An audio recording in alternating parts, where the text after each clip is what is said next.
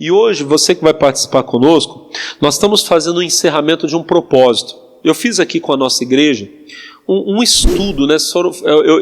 Eu chamei de seminário, um seminário de 9 semanas, falando sobre o assunto mais importante, falando sobre a vida eterna, sobre a salvação. E nós tratamos aqui, nessa campanha, de vários assuntos dos mais importantes. Nós falamos sobre o Salvador, que é Jesus, falamos sobre o novo nascimento, o batismo nas águas, sobre o pecado, falamos sobre a lei de Deus e a graça de Deus, falamos sobre o inferno. E hoje eu vou falar com você sobre o fim dos tempos. Coloca a mão assim no coração. Pai, fala conosco. Nós precisamos ouvir e entender a Tua voz. A palavra vem de Ti. Que nós possamos recebê-la e que ela nos dê toda a força da qual precisamos, o entendimento para receber todas as bênçãos. E a mais importante delas, que é a vida eterna. E a igreja diga amém. Pessoal, a lição que eu entreguei para você, ela tem o tema Fim dos Tempos, lição de número 9, a última dessa série que nós estamos fazendo. Lê comigo, diz assim: o tema do fim dos tempos é certamente um dos que mais despertam a curiosidade das pessoas. Basta observar a quantidade de profecias sobre o assunto que surgiram ao longo da história. E mais recentemente, a preocupação do mundo científico com eventos de potencial apocalíptico para a humanidade. Então, atenção aqui um pouquinho, irmãos. Falar de fim dos tempos é chamar a atenção das pessoas. Sempre houveram, há hoje e haverão muitos profetas do fim. Amém? Alguns deles, infelizmente, irmão, trazem a mensagem, não a mensagem de Cristo. Porque nós que somos pregadores da verdade, nós temos que falar do fim, amém? Só que existe uma forma de falar do fim, que é a maneira bíblica, como eu creio que o Senhor vai me usar para falar hoje aqui com você. Mas existem aqueles que pregam a mentira. Alguns usados pelo diabo, instrumentos do próprio Satanás, para enganar, para levar pessoas para o inferno. O apóstolo João diz que antes que venha o anticristo, e eu vou falar um pouquinho dele hoje com você, mas antes que venha o anticristo, muitos já se têm feito anticristos. Então você vai encontrar aí servos de Satanás que espalham a mentira. E você vai encontrar outras pessoas que às vezes elas nem são mal intencionadas, mas elas estão enganadas. Igual eu estava comentando com a igreja um caso, há muitos anos atrás, eu tinha que ter pegado a data certinho, mas eu não peguei. Mas teve um homem, até o nome dele eu estou meio equivocado, eu estou entre William Miller e Charles Miller, mas é um desses aqui, me fugiu agora. Esse homem, pessoal, ele começou a fazer um estudo do livro do profeta Daniel. E o livro do profeta Daniel, a segunda parte dele, quando trata das profecias, você pode ler até junto com o livro do Apocalipse, porque você vê profecias aqui e cumprimento aqui. O profeta Daniel foi muito usado para falar do fim dos tempos. Só que esse irmão que eu estou falando, essa pessoa que eu estou falando, ele começou a ler e ele teve um entendimento equivocado. Ele falou, bom, se eu pegar aqui a profecia das 70 semanas, não sei o quê, e eu fizer uma conta, eu descubro o dia que Jesus vai voltar. Só que o Senhor Jesus diz que o dia e a hora ninguém... Então, irmão, nem se preocupe com isso.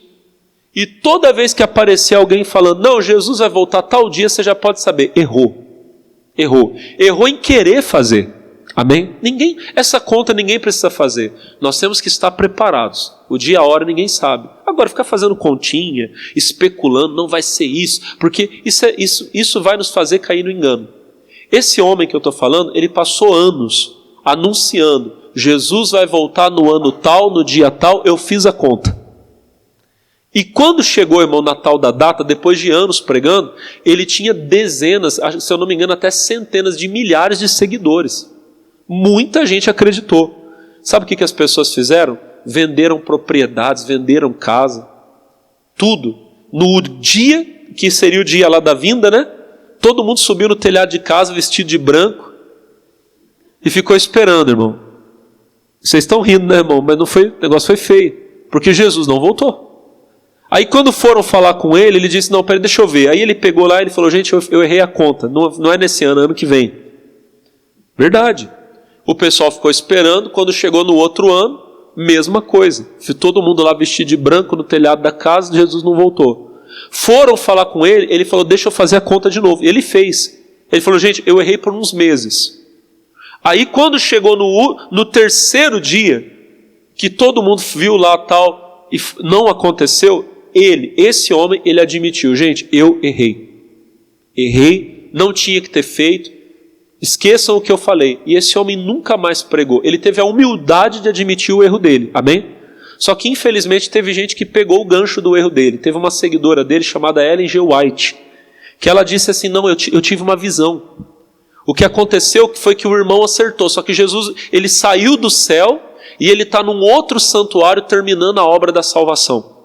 Como se a obra da salvação não tivesse sido terminada na cruz. Imagina? E quem são os seguidores dela? Os adventistas do sétimo dia.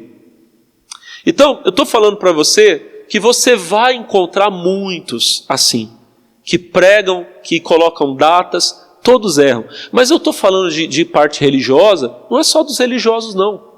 A gente vê muita preocupação com o fim dos tempos, também do mundo científico. Você vê que os cientistas, né, das mais diversas áreas, eles têm uma coisa, não, porque agora está tendo um aquecimento global. A gente não ouve falar disso todo dia? Vai subir o nível do mar, vai derreter não sei o quê, e vai ter pandemia. Tudo isso, Jesus já falou, já tinha anunciado. Então a questão do fim dos tempos, da segunda vinda, sempre será uma preocupação. E você sempre vai ouvir falar muito disso. Tenha cuidado para você não ser enganado, para você entender como são as coisas dentro da palavra. Vamos lá, vamos continuar na nossa lição. Diz assim, ó, a palavra Apocalipse, frequentemente usada para se referir aos eventos relacionados ao fim do mundo, na verdade significa revelação. Então, ó, já tirando uma coisa da frente. Ah, porque vai acontecer o Apocalipse. A palavra Apocalipse não significa fim do mundo, fim dos tempos. A palavra Apocalipse, ela é a palavra grega que traduzida para o português é revelação.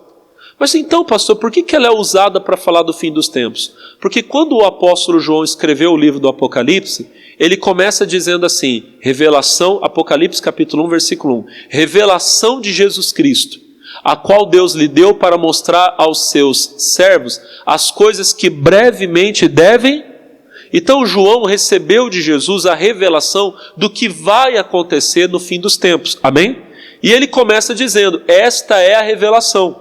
Se nós estivéssemos lendo em grego, nós leríamos, esse é o Apocalipse, é a revelação que Jesus nos deu do fim dos tempos, amém? Diga glória a Deus. Continua da onde nós paramos. Na Bíblia, temos o livro do Apocalipse, que trata de revelar as coisas que em breve devem acontecer. Acabei de ler Apocalipse 1:1 com você. Mas por toda a Escritura, o Senhor Deus usou os seus servos para alertar sobre o dia do... Então olha para mim, você vai muitas vezes ouvir a Bíblia falar sobre o dia do Senhor. O dia do Senhor não é exatamente um dia específico, mas é o tempo e o cumprimento das Escrituras que tratam da segunda vinda de Jesus, amém? O tempo em que Ele virá para julgar todas as nações da terra. Aí não é só Apocalipse, o Novo Testamento fala, o Antigo Testamento fala. Eu peguei aqui, por exemplo, a profecia de Joel, capítulo 2, versículo 1, que diz assim, ó, tocai a buzina em Sião e clamai em alta voz no monte da minha santidade, perturbem-se todos os moradores da terra, porque o dia do Senhor vem, Ele está perto, dia de trevas, de tristeza, de nuvens, de trevas espessas, como a alva espalhada sobre os montes, povo grande e poderoso, qual desde o tempo antigo nunca houve, nem depois dele haverá pelos anos adiante, de geração em geração. E se você continuar lendo, vai até o versículo 11 que eu estou encurtando aqui. O que eu quero que você entenda? Todos os profetas anunciaram a vinda do Senhor, que Ele viria, que seria um dia grande, terrível, amém, irmão? E nós temos de estar, certamente, preparados para esse dia. Continuando aqui, ó, depois do Joel 2, 1 ao 11. Certamente virá o dia em que o Senhor julgará todos os habitantes da terra, e esse dia será terrível para aqueles que não tiverem recebido a graça salvadora de Jesus Cristo. Hebreus 10:31, que está na lição, diz: horrenda coisa é cair nas mãos do Deus vivo. Nós temos que entender o seguinte, irmão: o nosso Senhor é justo. E como justo juiz que Ele é, meus irmãos, Ele precisa julgar todo o pecado. Quem está entendendo, diga amém. Porque nós vivemos num mundo de injustiça. Me perdoe, por favor, eu não estou fazendo alusão a ninguém. Se você quiser associar na sua cabeça, fica com você, mas eu não estou falando de ninguém. Mas nós vivemos num mundo, inclusive, de juízes injustos. Pare e pensa bem, quantas injustiças são feitas nos tribunais. Amém? Pelos grandes, pelos poderosos. Pensa comigo, olha para mim. Na prisão, na cadeia, estava um homem chamado João Batista. Um homem que respirava santidade. E quem tinha o martelo na mão para decidir se ele iria viver ou morrer, era Herodes. Que era um homem completamente pecador, imoral, sujo. Quem está entendendo, diga amém. Eu estou pegando aqui um exemplo, eu poderia pegar vários. Olha que coisa. Lá, na tribuna, estava o Salvador da humanidade, Jesus Cristo, que nunca teve um pecado. E o juiz que tinha o poder para dizer se ele ia morrer ou não, era um pecador chamado Pilatos. Amém? Então, por isso, irmão, um dia Deus vai se assentar como juiz. Porque, infelizmente, se nós olharmos a justiça desse mundo, nós vamos ver que a justiça desse mundo é corrompida. Que os homens julgam segundo a maldade do seu coração, exploram o direito do pobre, do necessitado, da viúva. Amém, irmão? Mas um dia Deus trará justiça. Agora, não pense você que, pastor, glória a Deus. Você pensa assim porque você talvez se julga melhor. A verdade é que todos somos pecadores. O critério, irmão, para escapar do juízo de Deus, não é você ser uma pessoa boazinha ou uma pessoa má, porque pela sua bondade você não escapa do juízo de Deus. O critério é você ter sido justificado pelo sangue de Jesus. Amém? Guarda isso no seu coração. Não adianta você querer chegar diante de Deus, não, eu sou muito santo. Coitado de você, você vai se arrebentar todinho. Mas se você for como um pecador redimido, lavado pelo sangue de Cristo, você vai passar a eternidade com o Senhor.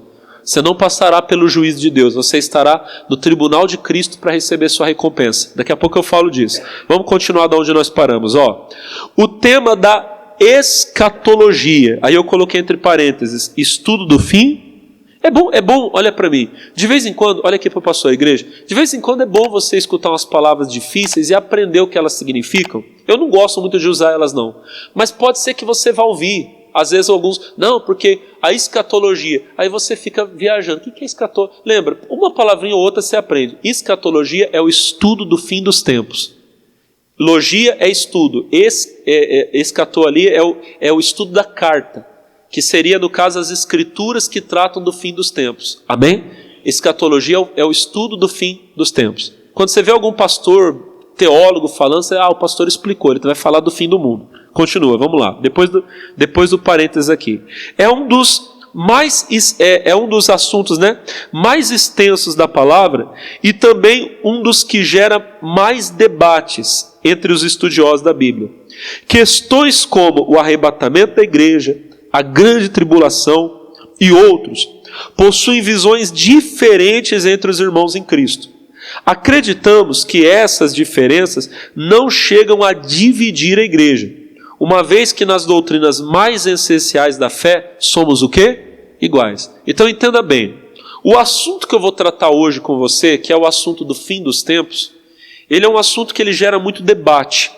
E eu preciso falar para você, existe sim diferença de pensamento sobre alguns assuntos. Você vai ouvir alguns irmãos em Cristo defender algumas coisas e outros dizendo, não é desse jeito. Por exemplo, eu falei aqui sobre o arrebatamento. Todo crente, todo pregador da palavra, ele acredita que vai haver um arrebatamento. E não tem como negar, porque a Bíblia fala dele claramente. Amém? Só que alguns dizem que a igreja será arrebatada antes da grande tribulação. Que Deus não vai permitir que a gente veja as coisas que vão acontecer. Você já deve ter ouvido isso, né? Que a gente vai estar aqui, bum, sumiu. Quem já ouviu isso? Que você vai estar lá no avião, bum, some o piloto. Quem já ouviu essa história? Que o carro vai estar andando na rua, o carro fica desgovernado. Amém? Tem muita gente que acredita nisso. Tem outros que acham que o arrebatamento vai acontecer depois, que nós vamos passar pela tribulação e no fim da tribulação, na volta de Cristo, a igreja será arrebatada. O irmão que está pregando para vocês acredita nisso. Eu acho que a igreja será arrebatada na vinda de Cristo. Eu mostro para você na palavra hoje aqui, vou mostrar. Agora, o que eu quero que você entenda? O irmão que fala que vai ser antes, para mim ele é um herege, ele é um falso? Não. Ele é apenas um irmão em Cristo que tem um entendimento, e nesses assuntos, entenda bem, existem margens na Bíblia para a gente pensar de uma maneira ou pensar da outra. E uma coisa, olha para o pastor, quem pensa de uma forma e quem pensa da outra, os dois não se tornam inimigos, amém? São nossos irmãos em Cristo. Porque sobre esses assuntos, olha para o pastor, sobre esses assuntos, o nosso entendimento não é um entendimento perfeito. Nós sabemos que vai acontecer, mas nós não temos como saber exatamente como será tudo. Tudo não tem como, amém? Uma vez eu vi o missionário R.R. Soares até falando, achei interessante. Diz que um cidadão chegou nele e falou: ó, missionário, Deus me revelou tudo do livro do Apocalipse, eu sei tudo. O missionário falou assim: não tem como saber, amém, pessoal? Tudo não dá para a pessoa saber. O apóstolo Paulo escreveu, olha só o que Paulo escreveu, 1 aos Coríntios, capítulo 13, verso de número 9. Olha só, 1 aos Coríntios 13, 9. Porque em parte conhecemos. Nós conhecemos tudo? Nós sabemos uma parte. E em parte profetizamos. Então olha para o pastor. Aquilo que nós anunciamos uma parte do que Deus nos revelou. Aí ele vai dizer assim, mas quando vier o que é perfeito, Jesus, quando ele vier, tudo que é em parte será aniquilado. Aí ele vai dizer no versículo 11, quando eu era menino, falava como menino, sentia como menino, discorria como menino, mas logo que cheguei a ser homem, acabei com as coisas de menino. Agora olha o 12, porque agora vemos por espelho em enigma, mas então veremos o quê? Face a face. Eu vou fazer uma comparação. Pensa comigo numa pessoa que viveu isolada, lá no meio do mato, irmão. Ela nunca teve uma televisão, nunca teve um rádio. Pensa comigo. Ela foi criada na vida mais simples que você possa imaginar. Ela só sabe viver da terra, plantar, colher, caçar, talvez criar um bichinho, mas ela não sabe da tecnologia. Tudo que nós estamos acostumados até ali todo dia, para ela essas coisas não existem. Aí imagina que um belo dia, pensa comigo, imagina que um belo dia esse cidadão está andando lá no meio do mato e um carro passa por ele. Ele nunca viu um carro na vida, nunca ouviu falar que exista carro, amém? E passa um carro em alta velocidade com os faróis acesos e Irmão, imagina como é que essa pessoa vai voltar para casa, amém? Pensa, ele vai voltar desesperado, gente, eu vi um bicho. Ele tinha um zoião grandão que brilhava. E ele fazia um barulho. Era pior do que a onça. Ixi, era um barulhão. É mesmo. E ele era rápido, ele corria. Ele está falando o que ele viu e ele entende. Agora imagina, olha para o pastor. Imagina o nosso irmão, o apóstolo João, 2000 anos atrás. E o Senhor Jesus revelando para ele coisas que estão no céu, que a gente não imagina a grandeza da criação de Deus, e mostrando coisas do futuro, irmão. Mostrando para ele as casas que existem hoje, os veículos que nós usamos hoje. É claro, irmão, que ele ia olhar aquilo e ele ia falar, bom, eu estou vendo ali, ele descreveu segundo o recurso que ele tinha naquele momento. Quem está entendendo, diga amém. Mas é o que ele fala, é em parte. Hoje que nós estamos vendo algumas dessas profecias cumpridas, nós entendemos muito melhor. Mas ele falou conforme... Imagina, irmão, naquele tempo, um homem de Deus como ele, vê uma bomba explodindo, Deus mostrar para ele a imagem da bomba atômica. E ele olhando aquilo, puxa, eu vi um fogo que descia. Quem está entendendo, diga amém. Eu vi as estrelas caindo do céu. É mais ou menos isso. Olha o que Paulo diz. Porque agora vemos por espelho em enigma. O espelho que as irmãs e os irmãos, claro, têm em casa hoje, irmão, não é igual o espelho que existia no tempo da Bíblia. O seu espelho hoje, irmão, ele é tecnologia. Tem umas irmãs aqui que tem uns espelhos em casa que as irmãs botam assim, você fica mais perto, não fica? Ele aproxima assim, as irmãs conseguem ver aqui para tirar aqui os... Tem ou não tem? Sim ou não? Você não tem uns que você bota assim, você se vê assim, você fala, meu Deus do céu, deixa eu... Vocês não tem não, né, irmãs? Eu estou falando, irmão. Esses dias eu estava passando numa loja, eu estava vendo os espelhos, daqui a pouco eu vi um que ele me aproximou, eu falei, meu Deus, que coisa linda, olha, eu vou levar para cá. Tirando a parte da brincadeira, no tempo da Bíblia não existia espelho assim. Como é que era espelho no tempo da Bíblia? Eles pegavam uma peça, né, podemos dizer uma bandeja, por exemplo, de bronze, de prata, e eles poliam, até que você olhava e você viu o reflexo, mas era um reflexo embaçado. Pensa quando você pega, irmã, a panela lá da tua casa, lá que você deixa limpinha. Você olha, às vezes você vê, mas é um reflexo meio embaçado. Paulo está dizendo, hoje, a visão que nós temos das coisas espirituais é uma visão que para nós é um enigma, é meio embaçada. Mas um dia nós veremos o quê? Face a face. Ah, irmão, esse dia vai chegar.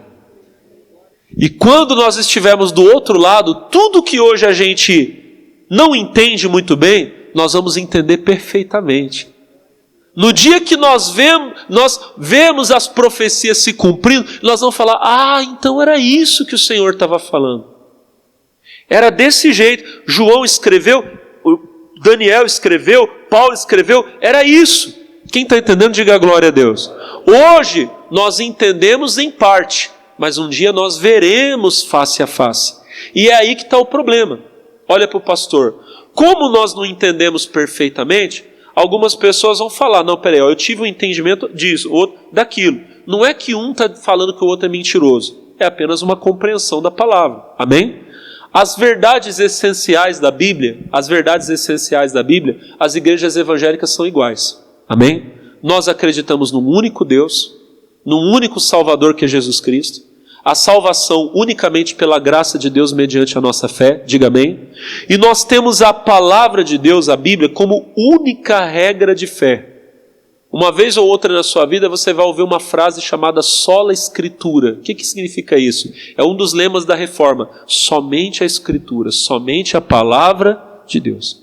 Nós não acreditamos em nenhuma outra regra de fé. O que eu falo para você, o Alex fala para você, não é regra de fé para você, a não ser que eu esteja falando dentro da... Se um dia eu falar para você, irmão, faz isso, e não tiver na Bíblia, você não precisa fazer não. Você só tem que andar conforme a palavra de Deus, diga amém. As igrejas evangélicas são assim, a gente não tira, não acrescenta, acredita num único Deus, diga amém.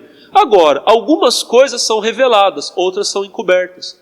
E a Bíblia diz que as coisas reveladas pertencem a nós, as encobertas pertencem a Deus. Diga amém.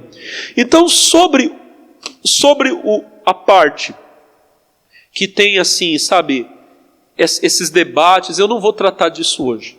Um dia, se o Senhor me permitir, eu creio que Ele vai me permitir, ora para eu ficar aqui mais um tempo que vai dar para a gente fazer. Eu quero pegar todos os assuntos que têm relação com a segunda vinda de Jesus, e eu quero poder falar de cada um deles com você. Amém? Eu quero pegar um dia aqui para pregar só sobre o arrebatamento, só sobre a grande tribulação, sobre o milênio, o juízo final, o princípio das dores e todas essas coisas. Amém? Hoje não dá tempo, a gente não tem espaço para falar tudo isso. Mas eu vou tratar algumas coisas que têm um objetivo: preparar você para o fim, para que você não perca o céu. Porque nós estamos no seminário da Sal. Então eu estou preocupado que você more no céu. Olha para o irmão e fala, o negócio é ir para o céu. E como é que a gente vai para o céu? Vamos lá, vamos para a lição, vamos lá, vamos para o nosso entendimento. Não abordaremos aqui esses temas controversos devido ao espaço limitado, mas trataremos principalmente das palavras do Senhor sobre esse assunto, oferecendo alguns alertas para que a igreja esteja atenta e não perca a preciosa recompensa celestial. Usaremos Mateus 24 como base. Então olha para mim. Se você me perguntasse, irmão, qual é o texto da Bíblia mais importante sobre o fim dos tempos? Eu digo para você, toda a palavra de Deus fala sobre isso. Toda a palavra de Deus é igualmente importante. Diga amém. Mas se eu tivesse que te indicar eu indicaria para você, leia Mateus capítulo 24 e Mateus capítulo 25, que é o que fala sobre o fim dos tempos. É Jesus falando, o nosso Salvador, o próprio Deus aqui encarnado, vivendo entre nós, nos falando sobre como serão o fim dos tempos, o que vai acontecer nos últimos dias, amém? Em Mateus 24, eu pontuei 10 coisas que você tem que saber sobre o fim dos tempos. 10 coisas, vamos lá. Capítulo 24, versículo 1 a 3. Ó, vamos ler a lição. Ó. 1. Haverá o quê? Haverá um fim dos tempos. Lê comigo. Ó. Lê ali no monitor. Ó. E quando Jesus ia saindo do templo, aproximaram-se dele os discípulos para lhe mostrarem a estrutura do templo. 2. Jesus, porém, disse, não vedes tudo isso? Em verdade vos digo, não ficará pedra sobre pedra que não seja derribada. E estando assentado no Monte das Oliveiras, chegaram-se a ele os seus discípulos em particular, dizendo, dize-nos, quando serão essas coisas e que sinal haverá da tua vinda e do fim do mundo? Então olhe para mim, os discípulos ouvem Jesus profetizar o fim. E eles chegam para o nosso mestre e dizem, mestre, nos dize quando serão essas coisas. Qual será o sinal da tua vinda e do fim do mundo? Jesus poderia ter negado, não, gente, não vai ter fim do mundo, não. Ele explicou como vai ser, nós vamos ver. Logo entenda, haverá um fim. Esse mundo que você vive agora, que nós vivemos agora, ele vai acabar. Amém? A sociedade, a estrutura que existe hoje, tudo isso vai desaparecer um dia, vai fugir de diante da face de Deus, a Bíblia diz. E nós estaremos em outro lugar eternamente com o Senhor. Diga glória a Deus. Então, igreja, por que isso é importante? Se vai haver um fim, eu tenho que estar preparado para ele. Aí alguém vai dizer, pastor, mas e se eu não viver para a vinda de Jesus? O que pode acontecer? Você está aqui hoje e pode ser que Jesus não volte hoje. Nós temos que estar todos os dias preparados para a vinda dele. Quem crê nisso, diga amém. Se você me perguntar, pastor, o senhor acha que Jesus volta hoje? Com todo o temor a Deus eu falo para você, o Senhor pode voltar a qualquer momento. Eu não acredito que seja hoje. Pastor, não fala um absurdo desse. Calma, não estou pregando nenhuma heresia. O que eu estou te dizendo é, existem sinais que ainda precisam se cumprir, que quando eu olho eu vejo que ainda não se cumpriram. Amém? Vou mostrar alguns para você hoje.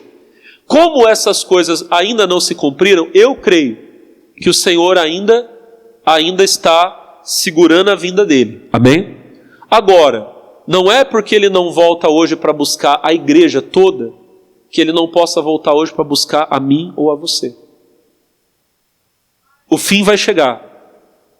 Ou o fim para todos, ou o seu fim. Está ordenado aos homens morrer uma única vez e depois virá o juízo. Irmão, você vai passar pelo juízo de Deus. Ou você fica para o fim dos tempos, para o arrebatamento da igreja e sobe, ou então você vai embora hoje, mas de qualquer forma você tem que estar preparado, porque você vai estar diante do justo juiz. Amém? Então se prepara.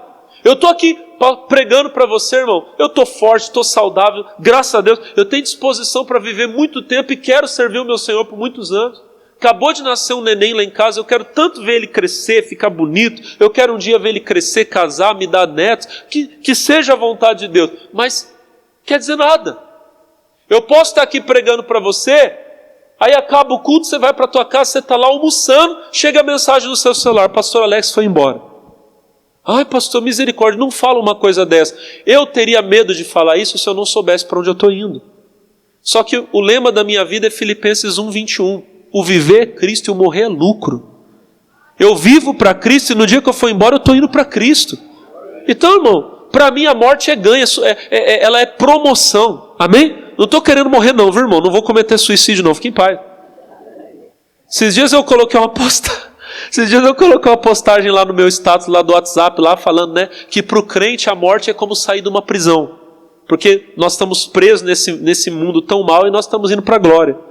Aí um irmão mandou mensagem para mim, ô pastor, se o senhor estiver mal, estiver precisando conversar, eu estou aqui. Eu falei, olha, eu agradeci a preocupação dele. Mas não, irmão, estou pensando em morte não, estou pensando em vida, diga a glória a Deus. Mas mais do que pensar nessa vida, eu amo a vida eterna. Louvado seja o nome de Jesus por isso. Você também ama, pessoal? Amém? Então, primeira coisa, haverá um fim, de um jeito ou de outro. E você tem que estar preparado para ele. Amém? Vamos lá, segunda coisa, segunda verdade aqui de Mateus 24. A maior preocupação do Senhor é que seus seguidores não sejam enganados. Vamos ler o versículo 4 e o versículo 5. E Jesus respondendo disse-lhes: acautelai-vos, que ninguém vos engane, porque muitos virão em meu nome dizendo eu sou o Cristo, enganarão a muitos. Então olha para mim, quando você lê, gente, se você ler o capítulo inteiro, você verá, como eu vou mostrar para você agora, você verá Jesus falando de guerra, rumor de guerra. Essas coisas não preocupavam Jesus. Você quer ver? Eu vou até adiantar um pouquinho, olha o versículo 6, e ouvireis de guerras, rumores de guerras, olhai, não vos, irmão, as guerras, fomes, pragas, essas coisas não são um problema. Porque nenhuma dessas coisas tem o poder de nos separar do amor de Deus. Há pouco tempo agora, nós acabamos de passar por uma pandemia. E muitas pessoas foram embora. Irmãos em Cristo foram embora. Todos que morreram em Cristo estão no céu. E você que passou por isso, e graças a Deus está aqui, você continuou firme com Jesus. Amém ou não? Então eu posso falar para você, uma guerra não nos separa do amor de Deus. Uma fome, uma praga, nada disso. Agora, um falso profeta, ele é pior do que uma praga, ele é pior do que uma guerra. Porque ele não vem, irmão, ele não vem dizendo eu sou o profeta de Baal, eu sou o profeta de Satanás. Ele vem dizendo que ele é servo do Senhor. É como eu falei para você semana passada lá de Mateus 7. Ele é um lobo, mas ele vem vestido como uma ovelha. Então, a única coisa que preocupava Jesus era que você fosse enganado. Ele fala no versículo 4, olhai, respondendo Jesus disse, acautelai-vos, que ninguém vos engane. Tomem cuidado, acautelar significa, tomem cuidado. Cuidado com as guerras? Não. Cuidado com as pragas? Não. Com as fomes? Não. Mas cuidado com os falsos profetas. Cuidado com os falsos cristos, porque eles enganarão, acautelai-vos que ninguém os engane, porque muitos virão em meu nome dizendo eu sou o Cristo, e enganarão a muitos. Que eu e você não estejamos entre aqueles que serão enganados, nem por esses nem por outros. Amém, meus irmãos? Então, de tudo do fim dos tempos, a única coisa que realmente preocupava Jesus era que eu e você não fôssemos enganados pelas mentiras. Terceiro ponto aqui, guerras, crises e pestes não devem ser usadas como principal critério do fim. São, na verdade, apenas o quê? O começo. Eu li com você, vamos ler de novo, 6. Ouvirei de guerras, rumores de guerras. Olhai, não vos assusteis, porque, é inevitável, não tem como, vai acontecer. É inevitável que isso tudo aconteça, mas ainda não é o fim. Gente, na pandemia do coronavírus, o que teve de profeta do fim do mundo, é verdade ou não é? Você ligava todo dia na internet, tinha não, isso é o sinal que vai acontecer, e não sei o que, e passou e acabou, hoje ninguém fala mais. E todos os que disseram que era o fim, hoje, eles passam como pessoas que fizeram um alarde de desnecessário. Não ouça. Amém? Guerras, fomes, isso não é sinal do fim. Isso é o sinal do começo. Inclusive, Jesus disse que nos dias da vinda dele será como nos dias de Noé, em que se casavam e se davam em... Sabe o que isso significa? Ninguém casa quando está tendo guerra, irmão. Ninguém casa no meio de crise. Tempo de crise as pessoas se escondem. Quando Jesus voltar, o mundo vai estar mergulhado não numa guerra, o mundo vai estar mergulhado numa ilusão de prazer. As pessoas vão achar que são felizes sem precisar de Deus. Essa vida, irmão, de luxo, prazer, sem Deus, ela é mais perigosa do que uma guerra. É mais perigosa do que o coronavírus, do que qualquer praga, do que qualquer crise, qualquer peste. Sério isso. Quarto ponto. Haverá perseguição contra a igreja. Vamos ler o versículo 9 e o versículo 10? Porquanto se levantará a nação...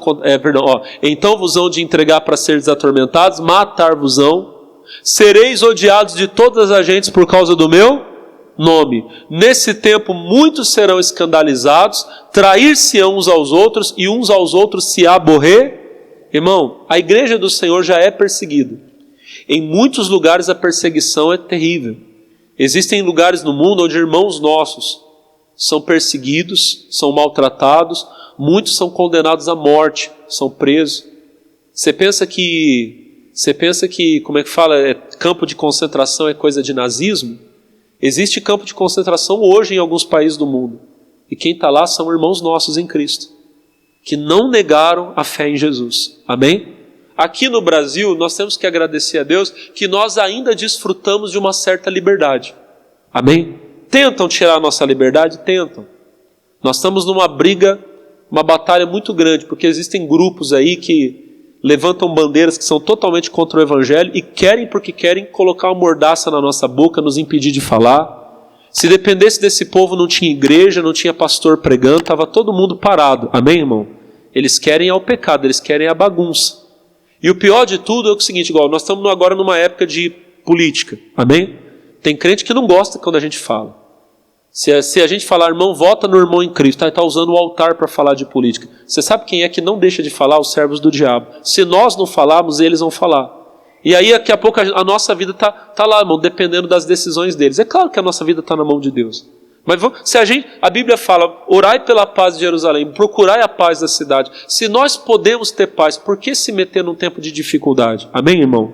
Coloca a gente de Deus lá, para a gente não passar por essas lutas. Mas isso também, se vier, nada disso nos separa do amor de Deus. Amém? Nós não vamos procurar o problema, mas se ele vier, ele não é ele quem diz quem nós somos, não. Porque a nossa prosperidade, a nossa vitória vem do alto. Diga amém. Vamos continuar. Eu falei do quarto ponto. Quinto ponto: haverá apostasia e crescimento do pecado, que levará muitos a se perderem. Olha o versículo 11. E surgirão muitos falsos profetas, enganarão a muitos, e por se multiplicar a iniquidade, o amor de muitos esfriará, mas aquele que perseverar até o fim será. Então, eu usei na lição uma palavrinha que talvez você não conheça muito, a palavra apostasia. O que é apostasia? É o abandonar da fé. Os falsos profetas, eles trazem uma mensagem maldosa, influenciada com o veneno da serpente do diabo. E muita gente está caindo no engano do diabo. Hoje, por exemplo, irmão, o que tem de gente que aderiu ao pensamento dos desigrejados, não precisa mais congregar. Sabe o que é isso? É o amor esfriando. As pessoas começam a ver iniquidade, infelizmente, Jesus disse, né, é inevitável que hajam escândalos, mas ai daquele por quem o escândalo vier. Ele fala, ai daquele que escandalizar um desses meus pequeninos.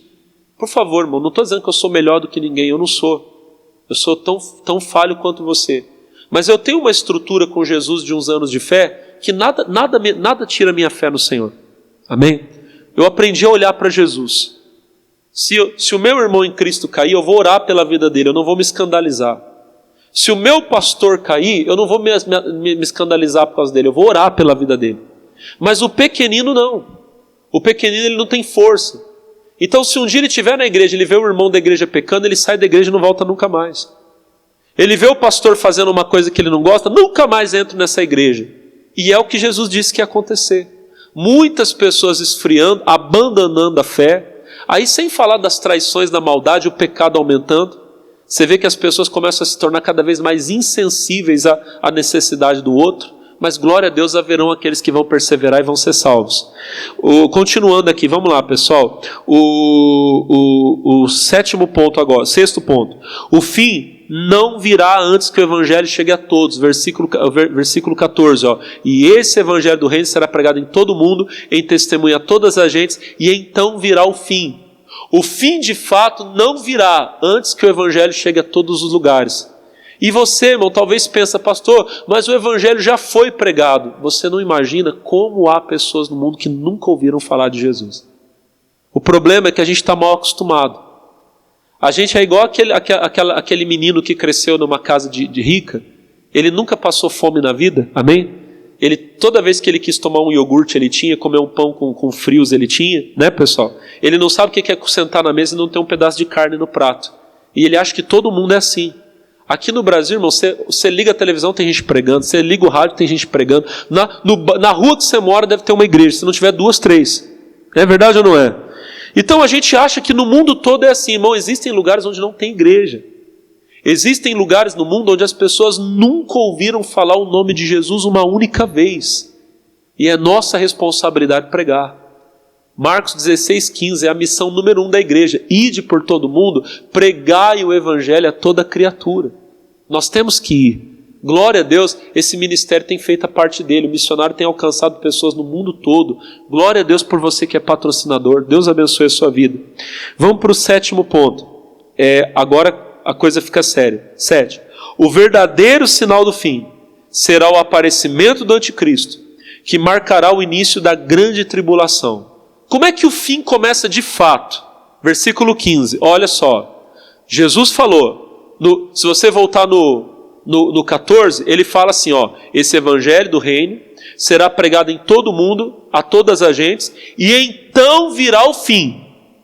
Aí agora vamos falar, e o fim mesmo? Porque tudo, guerra, é o começo das dores. E o fim? Como é que eu sei que começou o fim? 15. Quando, pois, virdes que a abominação da desolação, de que falou o profeta Daniel, está no lugar santo, quem lê, entenda. Então, os que estiverem na Judéia fujam para os montes. Quem estiver no telhado não desça tirar alguma coisa da casa. Quem estiver no campo não volte a buscar as vestes. Ai das grávidas, das que amamentam naqueles dias. Orai para que a vossa fuga não aconteça no inverno ou no sábado, porque haverá então grande aflição, como nunca houve desde o princípio do mundo até agora, nem tampouco haverá jamais. E se aqueles dias não fossem abreviados, nenhuma carne se salvaria. Mas por causa dos escolhidos serão abreviados aqueles dias. 23. O 22 já está bom para nós, é a parte que eu tinha que ler. Como é que começa o fim? O Senhor Jesus disse, quando você vê que a abominação da desolação de que falou o profeta Daniel está no lugar santo, quem lê entenda. Pastor, o que é isso? O profeta Daniel, ele profetizou sobre um homem. E ele chamava esse homem de abominável da desolação. Esse homem vai receber poder sobre todas as nações da terra, e ele vai entrar no lugar santo, querendo dizer que ele é o Messias, que ele é o Cristo, que ele é o próprio Deus. Quem é esse homem, pastor? O anticristo. Amém? João diz que muitos já se têm feito anticristos, mas haverá o anticristo. E a Bíblia fala dele várias vezes. Eu não tenho tempo de falar hoje. Eu vou pegar um dia só para pregar sobre isso para você. Mas entenda, esse homem virá. A Bíblia diz que ele vai se levantar contra tudo que chama a Deus e tudo que se adora. Ele vai proibir as ofertas na casa de Deus. Quem não gosta de dízimo e não gosta de oferta vai ser amiguinho do anticristo. Esses crentes aí que falam mal do dízimo, da oferta, no dia que o anticristo chegar e falar, a partir de hoje não tem mais sacrifício. Eles vão aplaudir, agora chegou um homem que fala a verdade. Porque a Bíblia fala que o contínuo sacrifício será tirado. Então olha que coisa terrível. O anticristo vai se levantar. Quando ele aparecer, aí a gente sabe, agora vai começar. Vai começar o quê? A grande tribulação. O Senhor fala, porque haverá então, 24, 21, porque haverá então grande aflição, como nunca houve desde o princípio do mundo até agora, nem tampouco haverá jamais. Então, essa tribulação, esse tempo de perseguição aos discípulos do Senhor, aos servos do Senhor, e as dificuldades, irmão, que a igreja enfrentará, que os escolhidos enfrentarão, será algo que não tem comparação em toda a história. Mas Deus é tão misericordioso que a tribulação será grande, mas ela vai ser rápida. Ele fala, versículo 22, e se aqueles dias não fossem abreviados, nenhuma carne se salvaria. Mas por causa dos escolhidos serão abreviados aqueles dias. Veja você que os escolhidos de Deus vão estar nessa tribulação. Eu prefiro, irmão, olha para mim, eu prefiro preparar você para ela e você não ter que passar por ela. Amém? Do que dizer para você que você vai escapar dela e você ter que passar por ela. Aí você vai ficar com raiva de mim. O pastor podia ter dito, né? Eu tinha me preparado. Quem está entendendo, diga amém. Um lutador, irmão, quando ele sabe que ele vai enfrentar um inimigo, ele se prepara. Eles marcam a luta vai ser... Nós estamos hoje aqui, pessoal, em setembro. Em novembro vai ter campeonato, você vai disputar. O que o camarada faz? Ele já começa a se fortalecer. Ele entra numa dieta, amém? Ele vai estudar o inimigo dele. Porque quando chegar naquele dia, se ele tomar um golpe, baterem aqui, ele apanha de olho aberto. Ele não tira o olho do alvo. Quem está entendendo, diga amém. Ele está preparado, diga glória a Deus. A Bíblia fala, no demais, irmãos meus, Efésios 6,10, fortalecei-vos no Senhor e na força do seu poder. O crente tem que estar preparado para a batalha. Alguns irmãos dizem que a igreja não vai passar por isso. Glória a Deus. Se não passar, se o arrebatamento for antes, que maravilha, irmão. A gente não vai passar por nada disso, nós vamos estar com o Senhor, diga amém. Mas se tivermos que passar, que estejamos preparados, para que nada nos tire do foco. É o que eu falei, a gente continue com os olhos no alvo que é Cristo, que é Jesus. Amém, igreja do Senhor? Diga glória a Deus. Por isso eu digo, quem prega de um jeito e quem prega do outro, ambos não estão errados. Vai haver um arrebatamento, eu vou mostrar para você. Amém? Só tem um problema. Quem fala que é antes, se tiver que passar, não vai estar preparado. Quem acha que é depois, se tiver que passar, vai estar preparado. De qualquer forma vai acontecer. Mas lê comigo para você ver o que Jesus fala e depois você tira a sua conclusão. Continua da onde nós paramos aqui. Versículo de número... agora é o oitavo ponto. A vinda do Senhor não será um evento invisível ou isolado, mas algo visível a todos os homens. Eu vou direto no versículo 27. 24, 27. Porque assim como o relâmpago sai do Oriente e se mostra até o Ocidente, assim também será a vinda do Filho. Eu não acredito num arrebatamento secreto, porque a Bíblia fala que será um evento que todo olho verá. Amém? O mundo todo vai testemunhar. Diga glória a Deus. E como é que ele será testemunhado? Dessa maneira aqui, Vamos pro nono ponto e depois pro 10º. Nono. Acontecerão eventos nos astros do céu que não poderemos compreender devido à grandeza e impacto sobre as nações. É o 29. Isso aqui eu acho tremendo. Eu não entendo, mas eu acho tremendo. E logo depois da aflição daqueles dias. Então, nós acabamos de falar da grande tribulação. Amém? Logo depois, não vai ser antes. Depois da aflição daqueles dias, depois da grande tribulação, ainda vai acontecer uma coisa: o sol escurecerá, a lua não dará sua luz, as estrelas cairão do céu e as potências do céu serão abaladas. Gente, vão acontecer coisas aí que vão deixar as pessoas assombradas. Hoje, de vez em quando, aparece uma luzinha no céu, já tem gente que acha que está vendo ET, né? Não tem? Imagina no dia que o sol não der o seu brilho. Pastor, mas como que vai ser isso? Se alguém tiver a capacidade de explicar, que me ensine. Eu sei que vai acontecer. Eu sei que vai ter gente que vai ficar desesperado. Só que quando tudo parecer, olha para o irmão e fala, quando tudo parecer perdido. Aleluia. Aí a coisa fica boa. Vamos para o 30? Então, aparecerá no céu o sinal do Filho do Homem. E todas as tribos da terra se lamentarão. Que triste vai ser.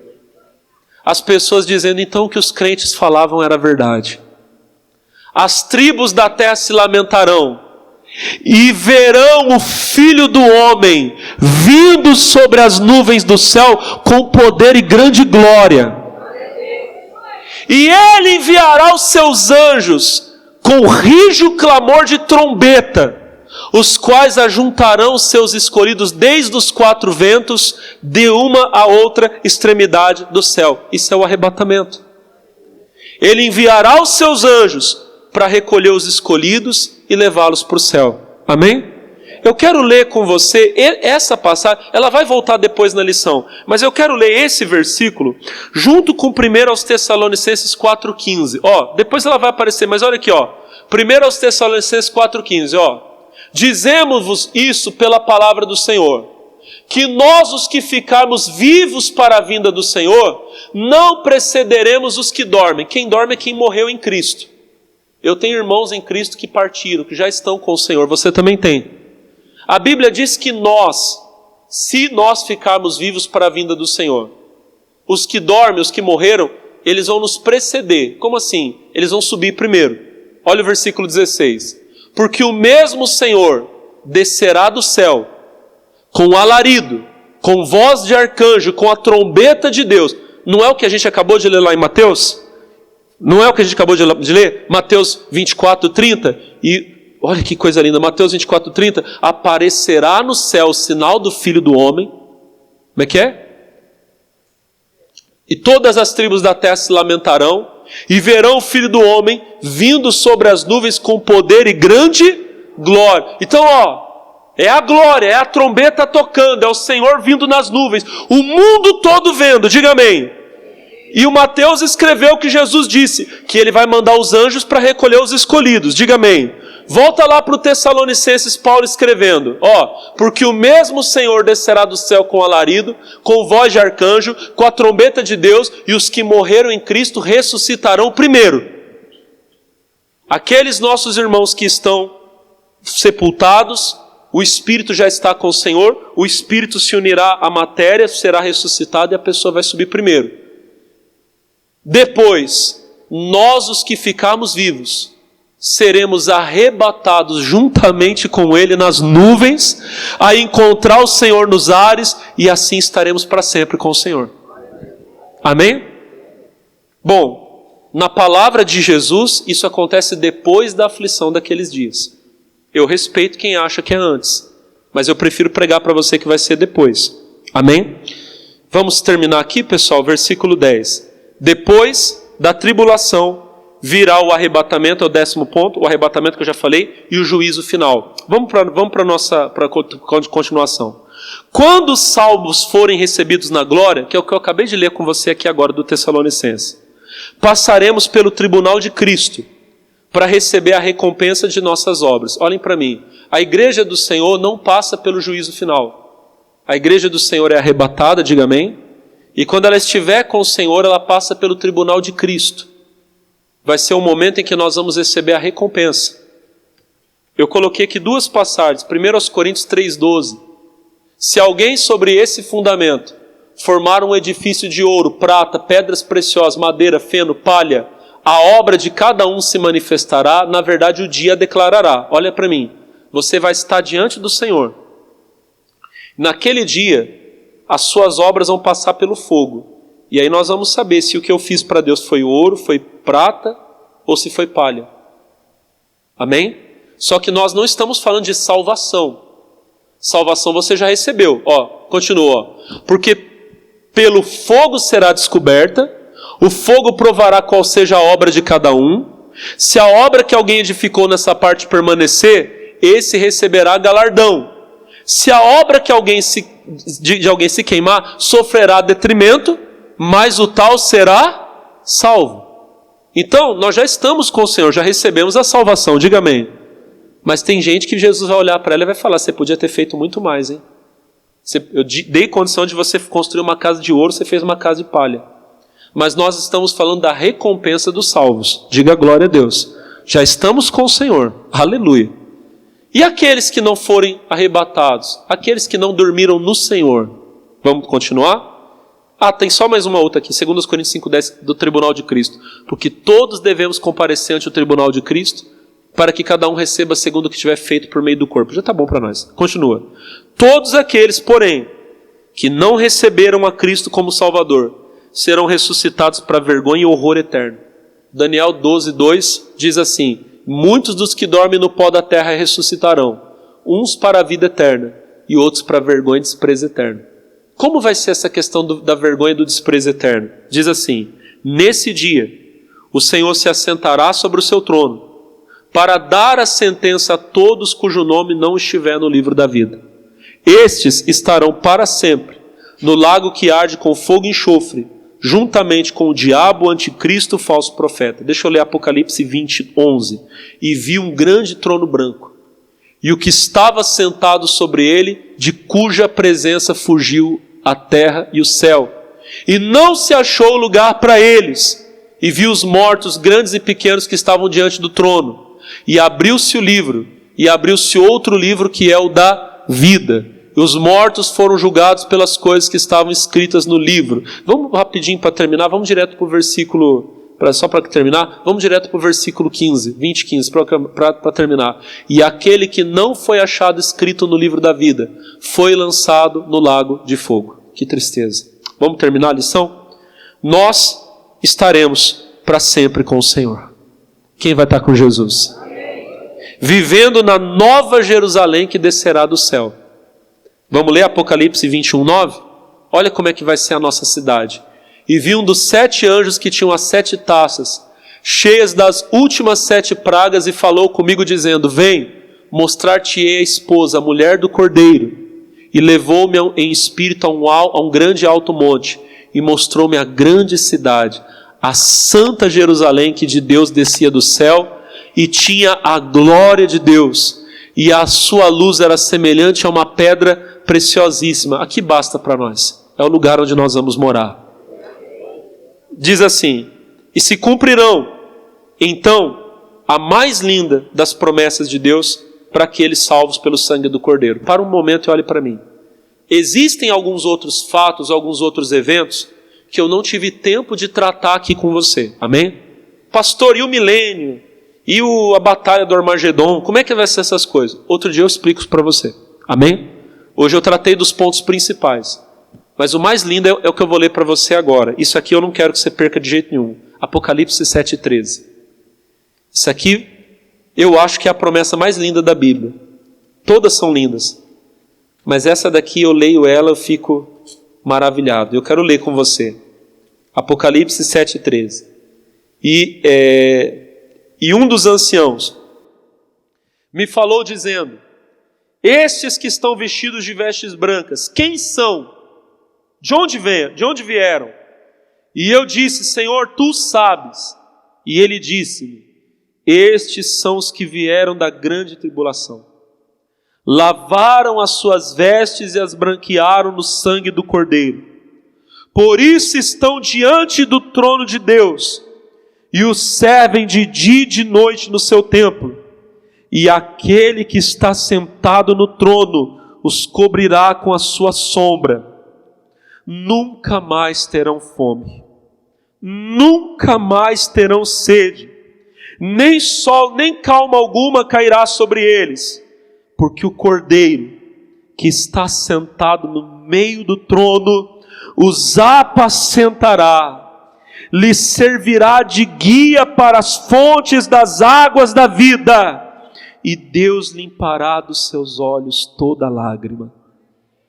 A gente nunca mais vai chorar, irmão. Você nunca mais vai ter uma luta. Você estará para sempre com o Senhor. Eu posso ouvir um glória a Deus aí?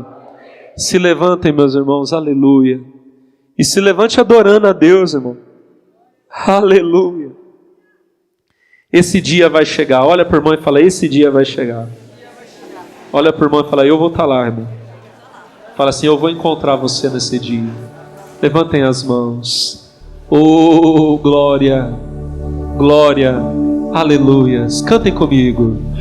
Fico a imaginar o dia que o meu nome irá chamar, que o meu nome irá chamar para um lugar muito distante, para um lugar muito distante, onde nunca haverá, cantem, onde nunca mais haverá nem fome, nem sede,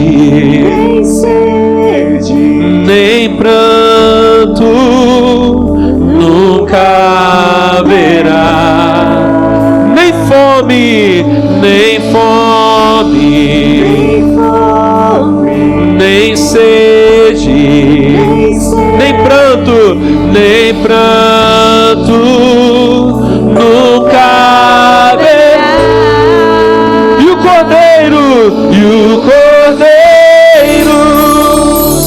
que está no trono apacentará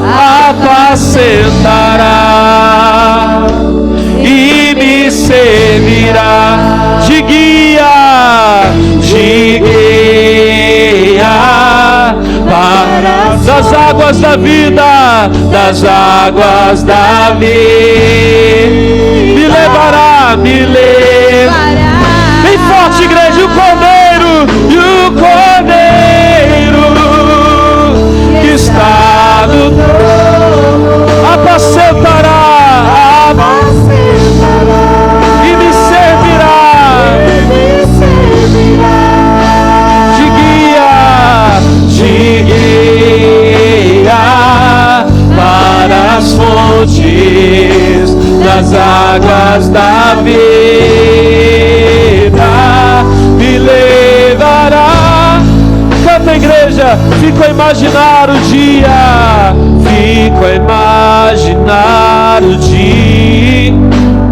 que o meu nome irá chamar,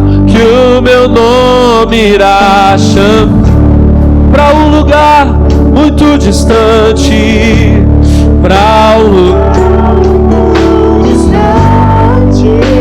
onde nunca haverá. Canta, igreja, nem fome, vai. Nem fome, nem sede, nem pranto. Nunca haverá, nem fome, nem sede, nem pranto, nem sede, nem pranto, nunca haverá. E o Cordeiro que está no trono apacentará e me servirá de guia para as fontes das águas da vida, me levará. E o Cordeiro que está no trono apacentará e me servirá de guia para as águas da vida, me levará. Eu quero ouvir a igreja agora, vocês. E o Cordeiro que está apacentará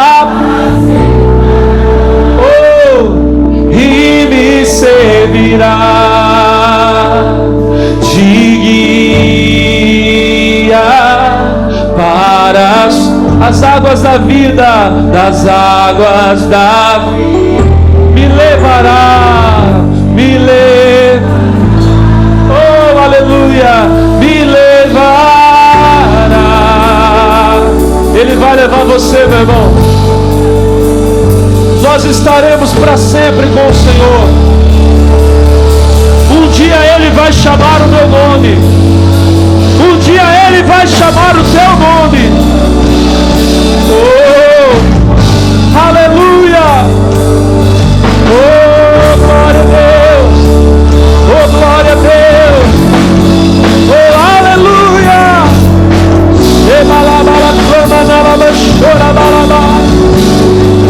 Aleluia.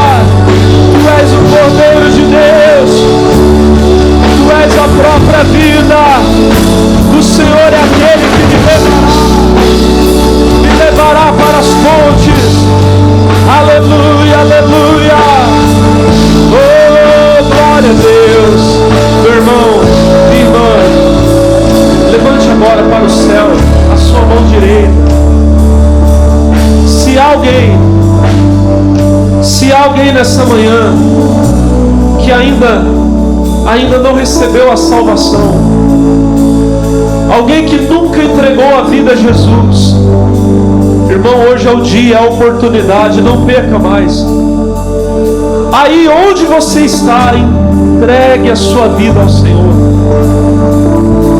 Pode ser o seu último dia. Você pode não ter outra chance. Se arrependa agora do seu pecado. Confesse o seu pecado a Deus. E entregue a sua vida a Jesus. Ele vai salvar você.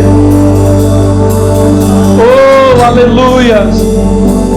Pai amado, Pai querido, olha para mim, para minha vida. Olha para todos que aqui estão, meu Senhor. Que o teu sangue venha agora cobrir, limpar, purificar a cada filho, filha de Deus, nesta manhã, em nome de Jesus. Eu te peço, meu Senhor, escreva o meu nome no teu livro, escreva o nome do teu filho, da tua filha que aqui estão. E um dia o Senhor vai chamar meu nome, e eu estarei contigo para sempre. Aleluia. E agora, você que levantou uma mão, levante as duas. E todos juntos agora, isso. Vamos começar a adorar a Deus. Você que vai para o céu, pode dar glória a Deus. Pode adorar o Senhor. Cadê aquele grito de glória a Deus? Cadê aquele grito de aleluia? Oh, aleluia! Aleluia! Aleluia!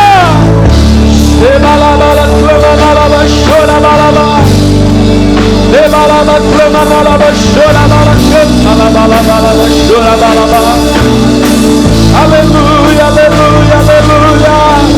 Tu és a minha vida, tu és tudo para mim, e eu te amo, e eu te quero, meu Senhor.